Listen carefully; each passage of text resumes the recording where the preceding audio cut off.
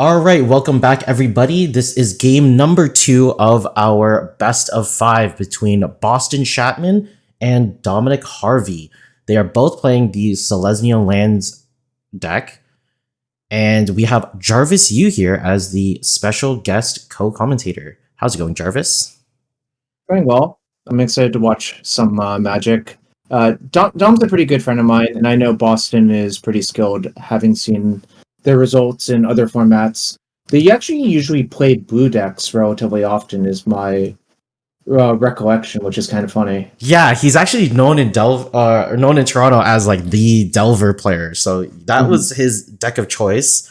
I do have to do a quick interview with him post this event. I do really want to know why he decided to go the lands route instead of his typical Delver. It might just be to shake it up, or if people are expecting him to play Delver. But he did win our first Royalty of the North match using Grixis Delver, and that was like almost right after Bowmaster was printed.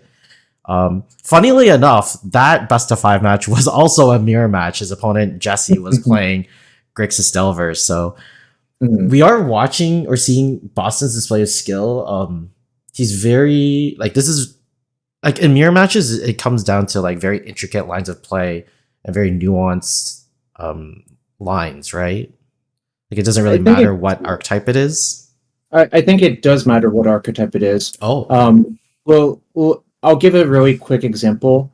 If it's Boros Burn in Modern, I think it is maybe a little bit easier to intuit what you should do most of the time. Whereas like if it's like a matchup in another format where a lot of the cards are held in hand for a while and there's a lot of bluffing and a lot of like counterplay, it might be harder to understand what's going on. I'm not saying that Boros Burn doesn't have skill involved in it. In fact, the opposite I think is true. I've watched a lot of people miss a lot of damage playing that deck.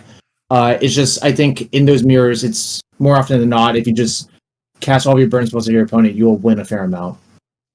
Yeah. Okay, so we're going to start off the game number 2 here. Dom just going to explosively keep his 7. Both players keep their 7s, but I'm going to start off with Forest into Exploration, cast Wasteland, play Wasteland, cast Expedition map.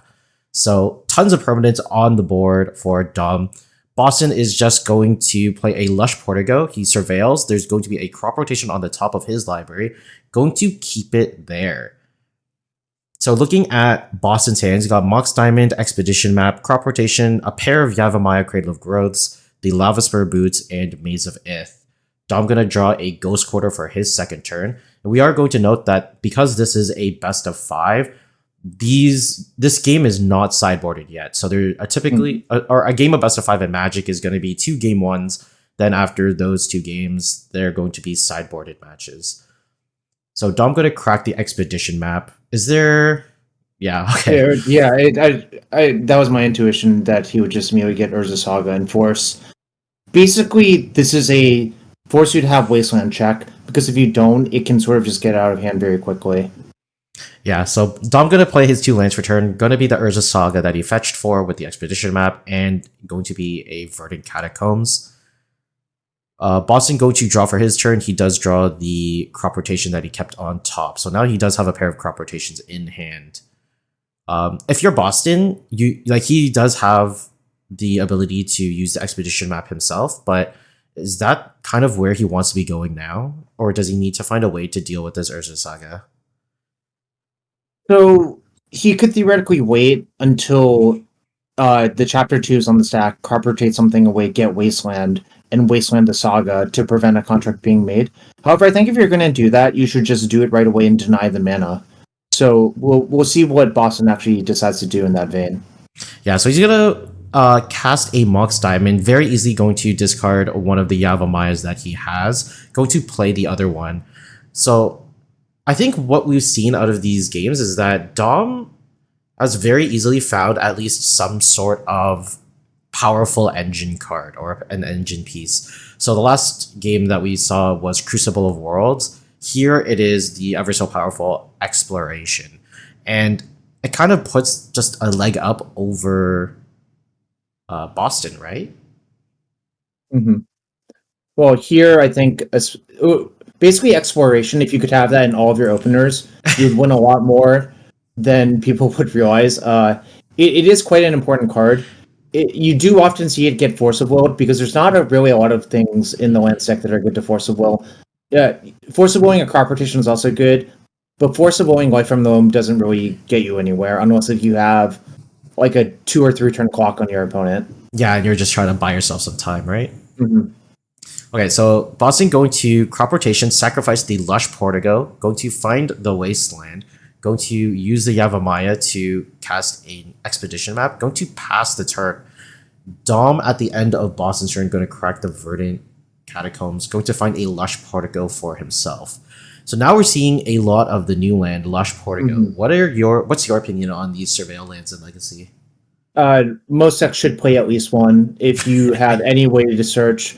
The Rescaminator decks often play 2, which makes sense. I think 2 might be the upper limit. Yeah. All right, so going to Surveil away a Maze of Ith.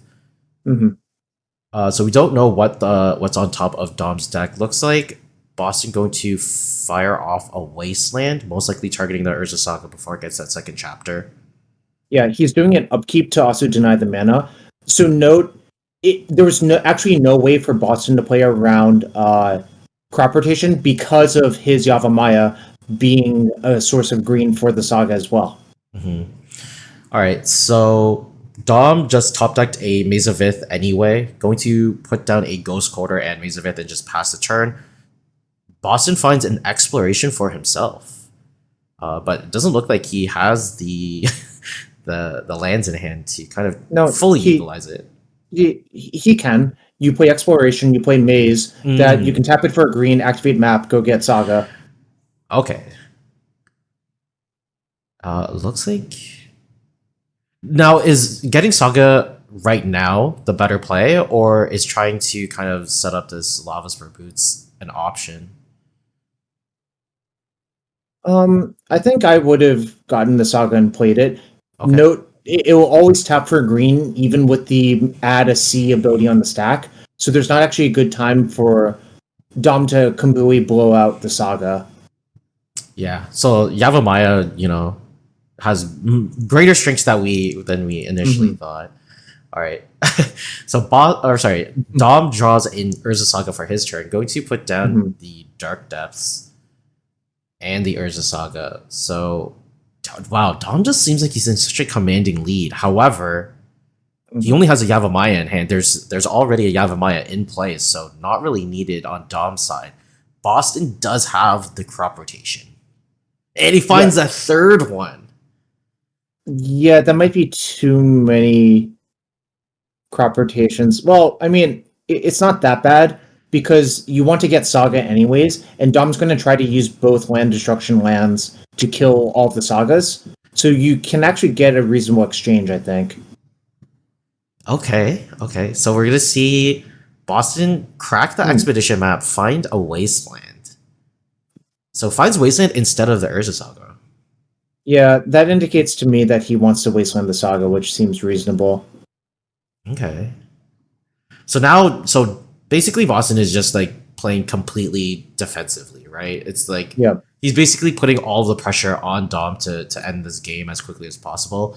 He is doing quite a good job of it by top decking all of these Urza Sagas. So as many crop rotations Boston has drawn, I'm pretty sure Dom has drawn Urza Sagas. Yeah, and the minute he draws Life from the Loam, Boston's going to be forced to use a crop rotation for Bojuka Bog because that's just too much.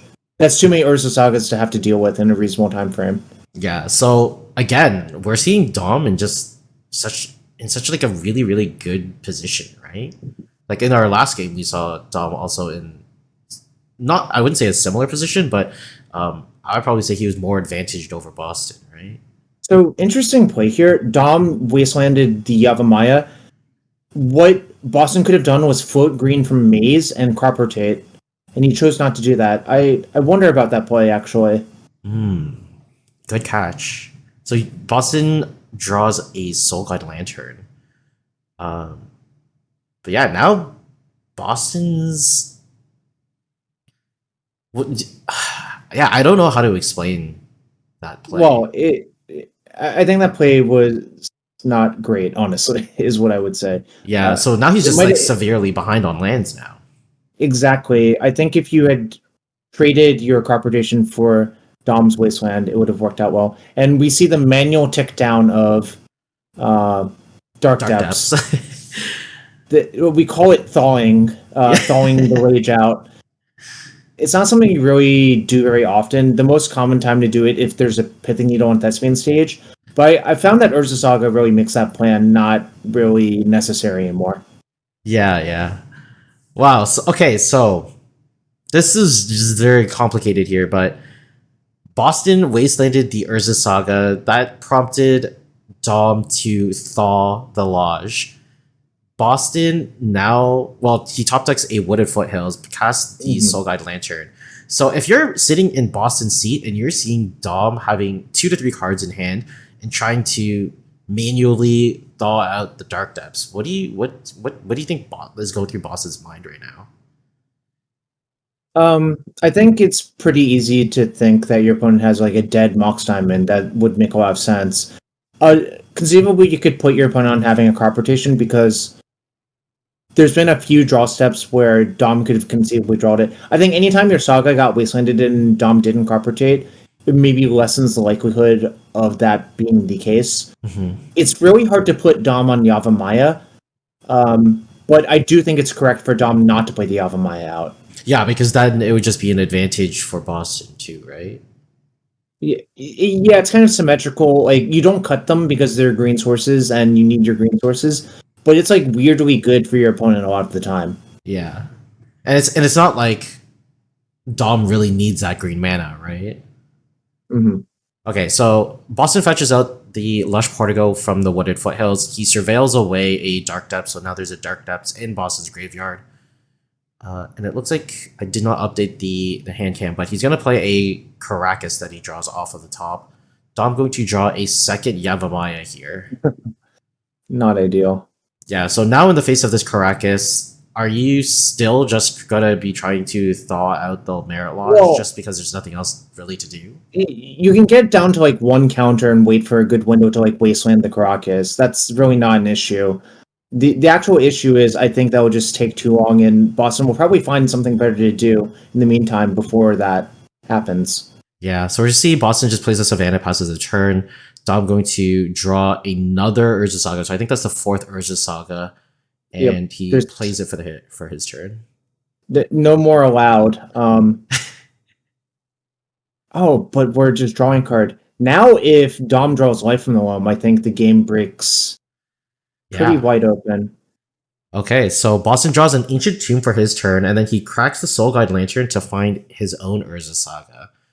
But however, he doesn't have I guess he still technically has the crop rotation in hand, and I think that's why he thought it might be safe to just crack the Soul Guide for an extra draw. Plays the Ancient Tomb because he does have an Exploration on the board. Same with Dom. Gonna pass a turn. Dom finds a second Mox Diamond. It's just not a lot going on for Dominic Harvey. He does now, however, have the Urza Saga on Chapter 2. With a Shadow Spear. It might get in a really big hit, because also, yes, Dom's sandbagging these Mox until, like, because there's not really a reason to cast them. But I think next turn, if he wants to attack, then there's definitely a reason to just dump your entire hand and give it, like, +2 power. Yeah. Oh, we're just gonna see him play one. Is there any reason? Is there just this kind of just like a bluff pet play? Well, I think one of the reasons to do this is it's kind of easy for Boston to think, oh, Dom probably has a Mox, and now that Dom has done this, it lessens the likelihood that the rest of his hand is another Mox, even though we can definitely see that it is. Yeah. Looks like he is going to consider the Ghost Quarter here. Gonna take out the opposing Urza Saga? Looks like he's thinking on it. I think he's thinking about when to exactly do this. Is there a prime time that he would do it, or is now probably just the best case scenario? I think it's mostly the same. I don't think there's a huge difference between doing it now versus draw step. Yeah. The one advantage of doing it draw step is what if Boston draws the one basic land in his Yes. deck?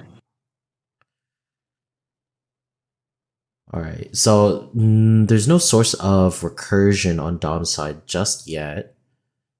Neither sorry. We can say the same for Boston. So both of them, although they have exploration, it's kind of like one half of an engine, right? Yeah, the difference is if Boston draws the loam, Dom can't do anything about it. If Boston, if Dom draws the loam, Boston can Bojuka Bog to get rid of all of the sagas, which is probably better than letting the loam resolve than trying to bog the loam. Because Yeah. if you do that, you'll probably just die to the constructs. Yes, this is true. All right, so Boston going to draw a Mox Diamond for his turn. Not gonna help. Going to fire off the crop rotation. Going to use the Lush Portigo and sacrifice the Lush Portigo. Yeah, that's the better one to loan back instead of just like a regular land because you get some value. I used to play Sheltered Thicket in red green, Yeah. and the equivalent would be Scattered Groves in green white, but I think Surveil lands are just a lot more powerful. Yeah. So it looks like he is considering either the Thespian Stage or the Urza Saga. Any opinions on the better choice? Probably the Urza Saga because Dom does have that Maze of Myth. So him going for that Merit Lodge play, not really what he wants to be doing. He has no way of like dealing with that Maze of Myth, right? Well, the flip side is I actually would get Stage and just stage my opponent's Saga.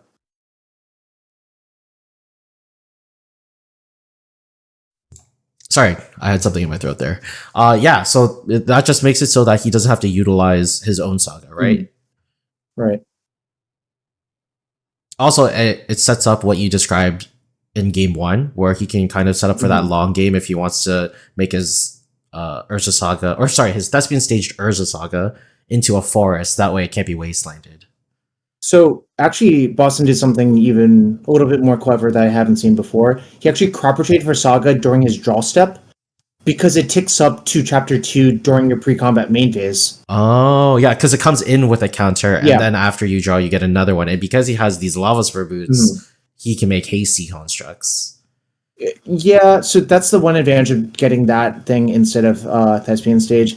But Dom can pay one and the maze to maze the construct. And he's going to, so he does exactly what you said. He mazes the construct, doesn't take any points of damage. Boston's just going to pass the turn back. Dom makes a construct on the end step, and now he's going to his turn, draws an Ancient Tomb for the turn, and now he's considering making another construct, which he does. And what is the artifact that he potentially searches for here? We know that he can't get an Expedition Map or a Shadow Spear because they're both been used. So he can get Soul Guide Lantern or Pithing Needle, and I think both of those make sense here.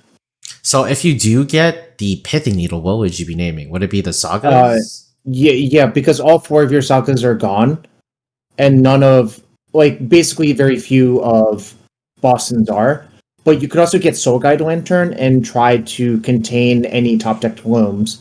So that I think that's what's going through Dom's mind right now. Which angle do I care more about?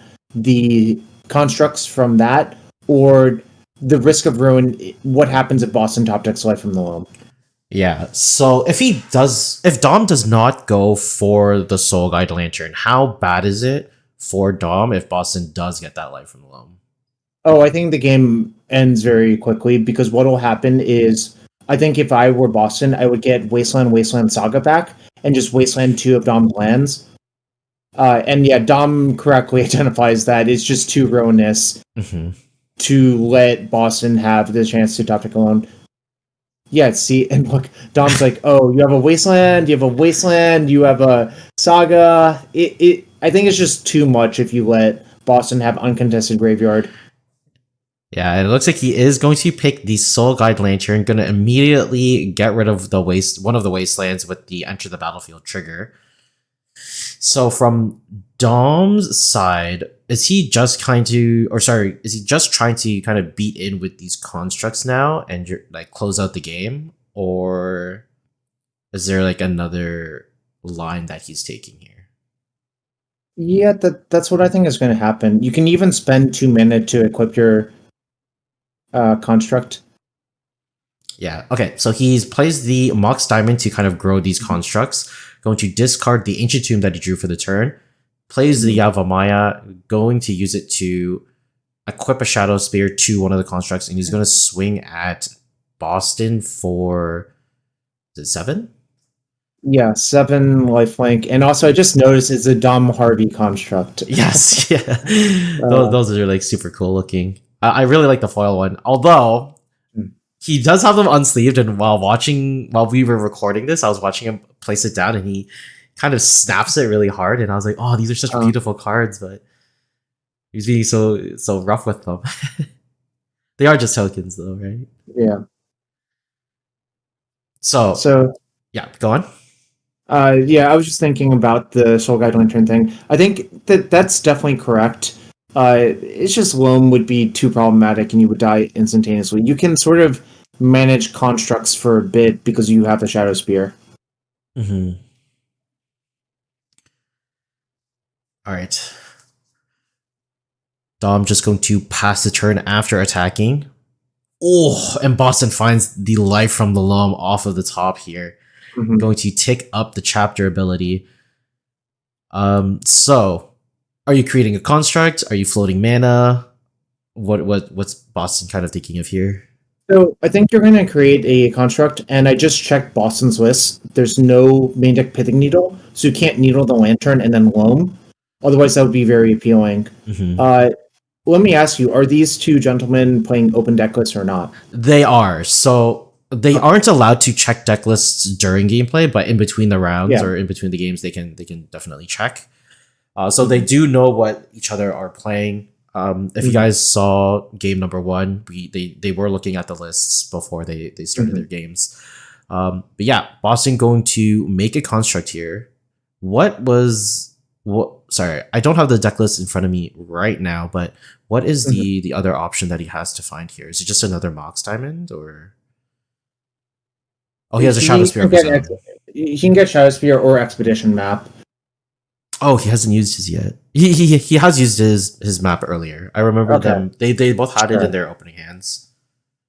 Interesting. Yeah, so basically, since you can't shut down the Soul Guide Lantern with Pithing Needle, like, imagine if the Lava Spur Boots or something else were Pithing Needle in the deck. It'd be a lot more powerful to go get that needle and name Soul Guide Lantern. Then your life from the Loam's uncontested, and the game just is going to like be over within a turn or two.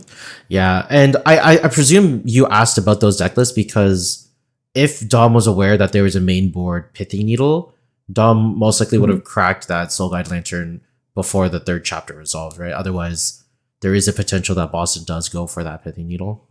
Yeah. All right. I think Boston might be thinking about, okay, what if I just cast Loam and force Dom to use the needle and hope I dredge well? The Soul Guide Lantern, right? Yeah, crack the Soul Guide Lantern. I think that's the primary thought process right here. You might just force the issue, I think. I like, if I was sitting in Boston's position, I definitely would, right? It's better to get it off of the field, and it's not like Dom has a readily available way of getting the Soul Guide Lantern back. But yeah, looks like Boston does try to force the issue. He is going to cast the Life from the Loam. Dominic going to crack the Soul Guide Lantern. I think even one Loam might just be too much for Dom to deal with, honestly. Yeah, because it would get back Saga Wasteland, I think. Yeah, and there's no, I guess there's no way he can wait for like a Beseiju because even if the engine is on, just the ability to play like all the cards that he's getting back basically from this exploration is just too great for him to overcome. Looks like he's going to go into combat. Is he equipping the Shadow Spear? Looks like he is. Yeah, I think this is pre-combat, and I think he's figuring out if he can race. I think you... okay, so... Wait, why are we doing this? Okay, how big is that contract? 1, 2, 3, 4, 5. That's a 6/5, right? And Dom's is a... I think 7-6. Okay, so yeah, 6-5 versus 7-6 is actually perfect sizing. That's why. yeah, and not to mention Dom does have that Maze of Ith as well. So if he really wanted to, he just didn't really need to trade. Mm-hmm. So he does draw a Mox Diamond for turn. This is not gonna help. Dom drawing a lot of Mox Diamonds.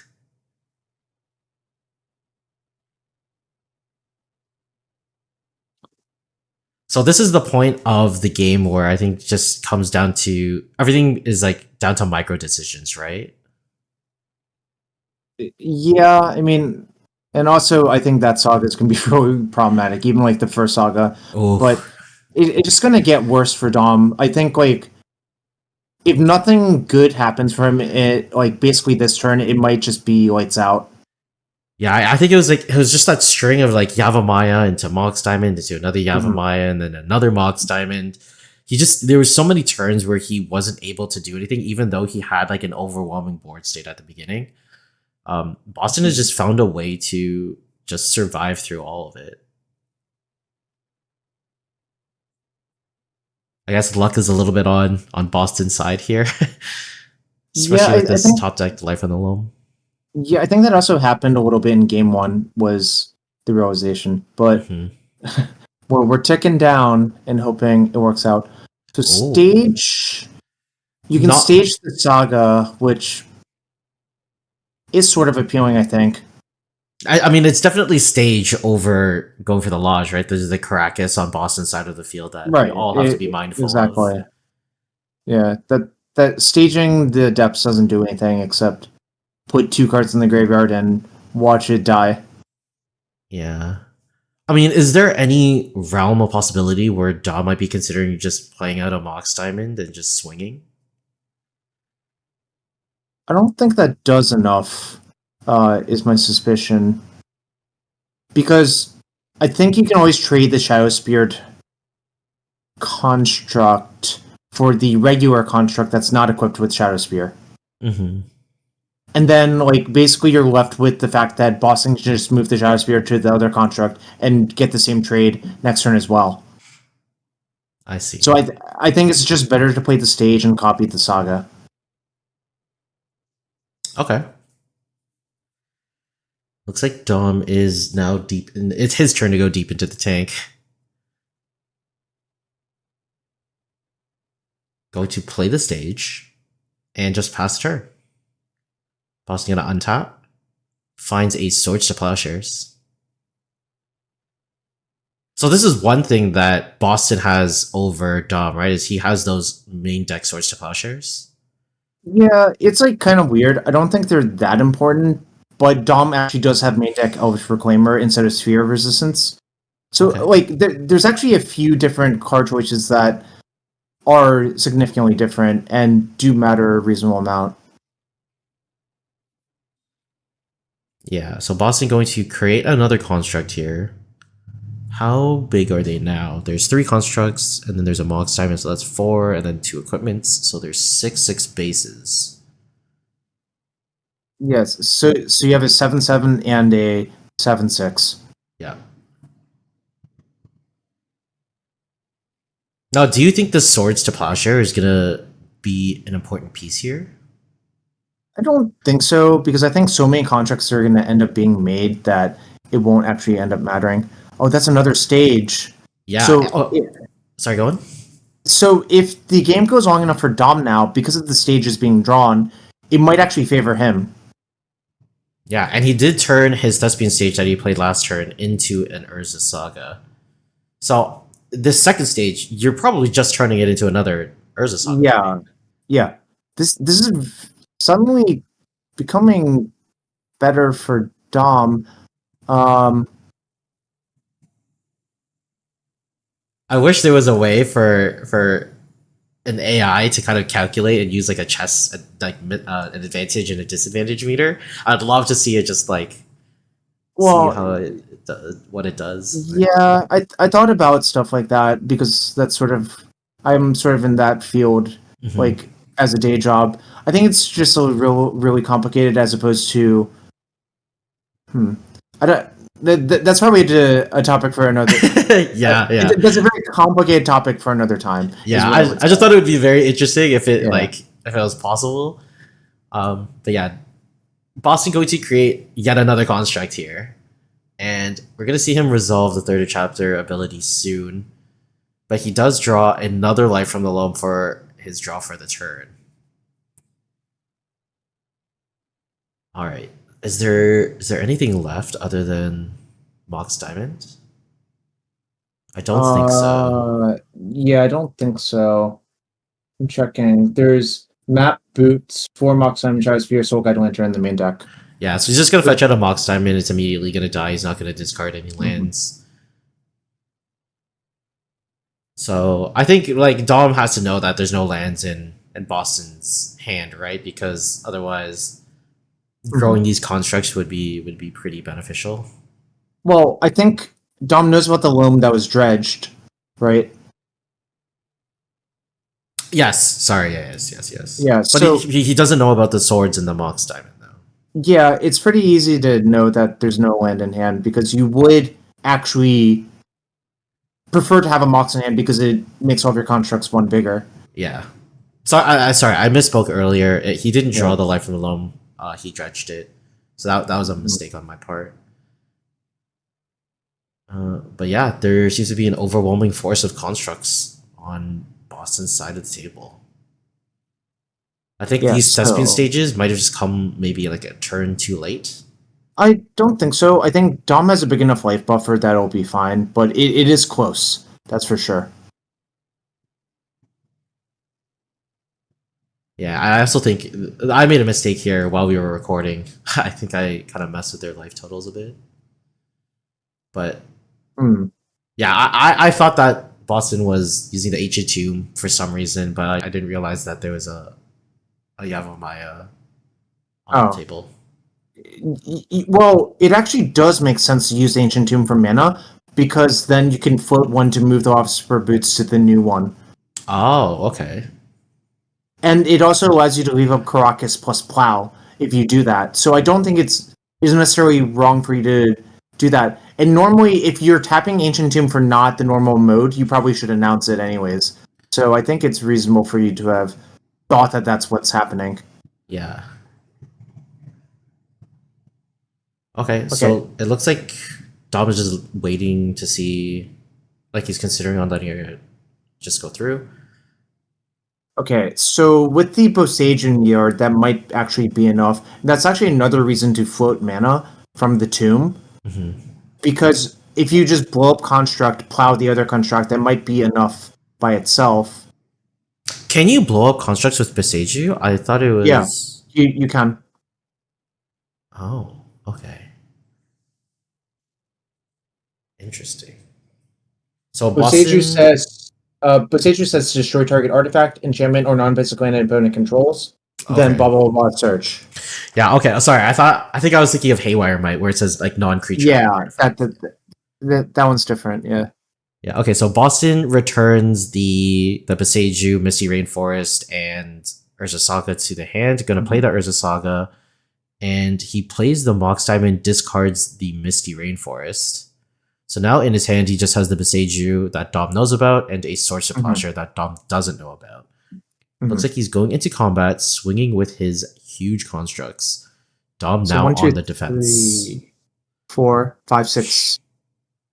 1, 2, 3, 4, 5, 6, 7, 8. So they're base 8 power. The 2 equipped ones have +1 power, so it's 2 9Xs and 1 8X.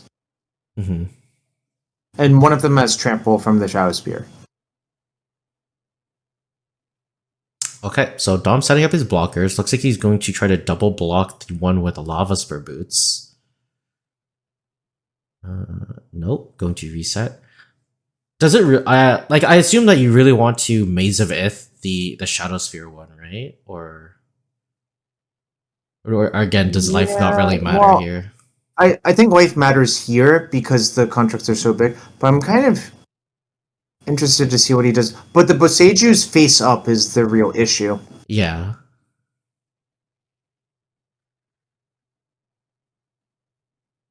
Okay, so that was Boston asking when he exactly orders blockers. So I think once Dom has decided that he is going to double block before we go to Mhm. damage, that's when Boston assigns damage, right? Mhm. So it looks like Dom is double blocking the Shadow Spirit one.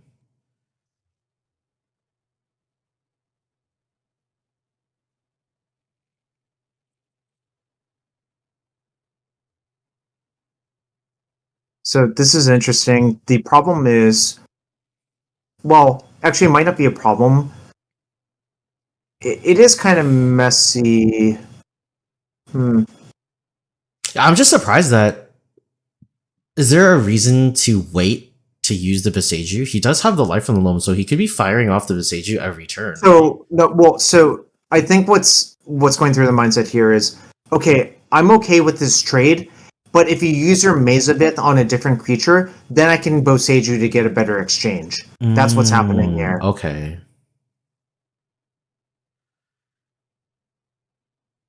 Okay, so Dom is going to Maze of Ith, the Lava Spur Boots construct. So one is still being double blocked. One construct is going to go through, and it looks like they're going to go to damage. So one of Dom's constructs should survive, right? They're doing how much? How big are they? Sorry, 1, 2, 3, 4, 5, 6, 7, 8. So Shadow Spear is a 9/9, right? Yeah. And then Dom's constructs are 6/6s, or one of them was a six Uh, six. no. So they were, one of them was a 6/5 and the other one was a 5/5. But the way with the damage working is you would assign lethal damage to the first one, then the other one would be shrunk by one, and it was exactly lethal on both of the constructs. But no, sorry, wasn't Dom's a 6/6 though because it's just Shadow Spear, not a Lava Spur Boots? So he So would have had to six, assign six. 1 point more of damage. Okay, maybe that was missed. I'm not really sure. Yeah. So one was a Certainly 6/6, possible. one was a 5/5. So I think one construct should still be alive. I think this is where I think they do realize this at some point. So the other thing is that, like, it's kind of easy to miss that, but this could also be avoided if we just Boseiju the Shadow Spear after damage. Hmm. But instead, it obviously does make sense to Boseiju the Saga because that's the most threatening thing. Yeah. So Boston fires off the Beseiju, gets rid of Dom's Urza Saga, and finds a Savannah. Hmm. Sorry, it was a Thespian stage Urza Saga, right? Yep. Yeah. Sorry, there's so much to keep track of now. All right.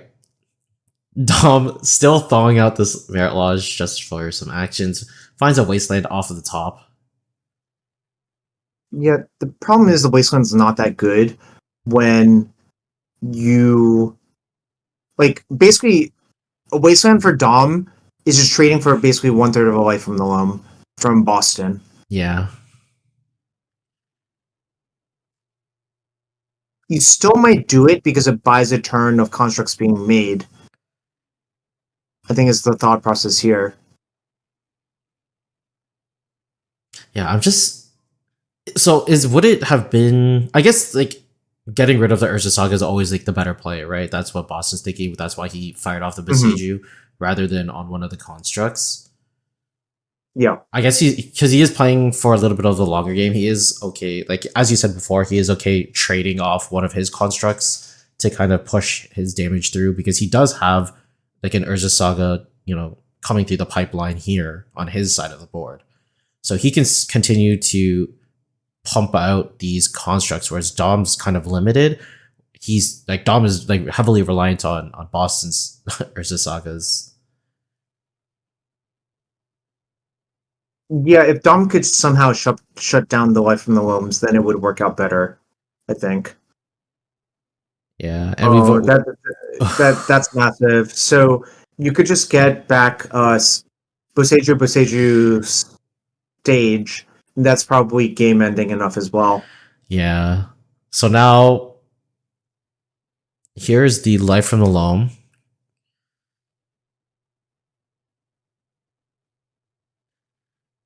We're gonna wait to see what he targets here.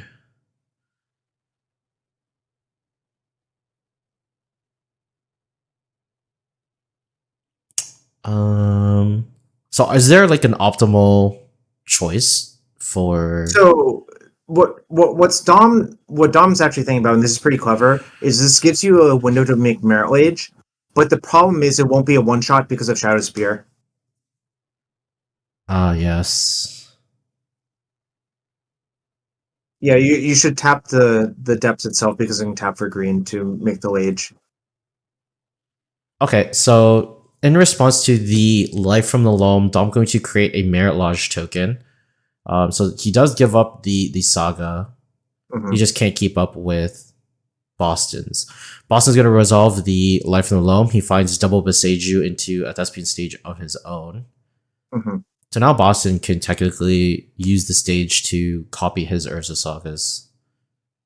Yeah, you don't. I don't think you want to do that this turn. I think what you want to do is equip your Shadow Spear and attack. So Yes. you're not. But the problem is, Dom actually has Mizabeth, except the plow finally is relevant, and this is a scenario where the plow is actually relevant. Yes, and this is now looking extremely dire for Dom. Although he does have 44 points of life, he no longer has a board. He doesn't really have much going on in the hand. And Boston, he's looking at 3 constructs from Boston, potentially 4 on the next turn. Mhm.